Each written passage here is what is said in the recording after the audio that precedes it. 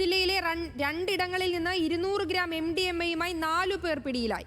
മലയൻകീഴ് സ്വദേശി സൗരവ് സന്തോഷ്, വഴയില സ്വദേശി സനൂജ്, നരുവാമൂട് സ്വദേശികളായ അനു, രഞ്ജിത്ത് എന്നിവരെ excise enforcement and anti narcotic special സ്ക്വാഡാണ് പിടികൂടിയത്. ആഷിഖ് ചേരുന്നുണ്ട്. ആഷിഖ്, എങ്ങനെയാണ് ഈ പ്രതികളെ പിടികൂടിയത്? വിശദാംശങ്ങൾ എന്തൊക്കെയാണ്?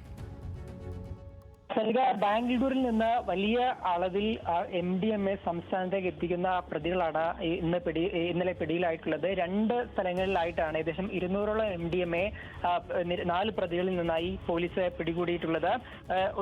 ഒന്നെന്ന് പറയുന്നത് മലയൻകീഴ് പ്രദേശമാണ്, 2 മൊട്ടമൂട് എന്ന് പറയുന്ന ഭാഗത്താണ്. ഈ 2 സ്ഥലങ്ങളിൽ നിന്നുമാണ് MDMA 200 ഗ്രാമോളം പിടികൂടിയിട്ടുള്ളത്. ഇതിൽ ചില ഈ ബാംഗ്ലൂരിൽ നിന്ന് കടത്താൻ ഉപയോഗിച്ച വാഹനങ്ങളും കസ്റ്റഡിയിൽ എടുത്തിട്ടുണ്ട്.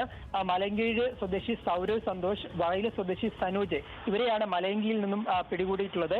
അതുപോലെ മൊട്ടമൂട് നിന്ന് നരുവാമൂട് സ്വദേശികളായ അനു, രഞ്ജിത്ത് എന്നിവരെയാണ് പിടികൂടിയിട്ടുള്ളത്. ഇങ്ങനെ 4 പേരെ 2 കേസുകളിലായി പിടികൂടി. ഇവരിൽ നിന്നുമാണ് 200ഓളം MDMA എക്സൈസിന്റെ സ്പെഷ്യൽ സ്ക്വാഡ് പിടികൂടിയിട്ടുള്ളത്. ഇവർ ബാംഗ്ലൂരിൽ നിന്നും ഇത്തരത്തിൽ വലിയ അളവിൽ MDMA എത്തിച്ച് സംസ്ഥാനത്ത് വിൽക്കുന്ന ആളുകളാണ് എന്നുള്ളതാണ് എക്സൈസ് അറിയിക്കുന്നത്. ഇതിൽ ഒരു പ്രതി അനു എന്ന് പറയുന്ന പ്രതി നിരവധി NDPS കേസുകൾ കൂടി പ്രതിയാണെന്നുള്ള കാര്യം കൂടി പോലീസ് അറിയിക്കുന്നുണ്ട്. കാപ്പ നിയമപ്രകാരവും ഇദ്ദേഹം ജയിലിൽ ശിക്ഷ അനുഭവിച്ചിട്ടുണ്ട്. ശേഷമാണ് ഇപ്പോൾ MDMA വിൽപ്പനയുമായി ബന്ധപ്പെട്ട് വീണ്ടും പിടിയിലാവുന്നത്. എന്തായാലും 2 ദിവസങ്ങളിലായി ജില്ലയിലെ 2 സ്ഥലത്തു നിന്നുമായി വലിയ അളവിൽ ഇത്തരത്തിൽ MDMA പിടികൂടുന്നു എന്നുള്ളതാണ് പോലീസ് എക്സൈസ് അറിയിക്കുന്നത്.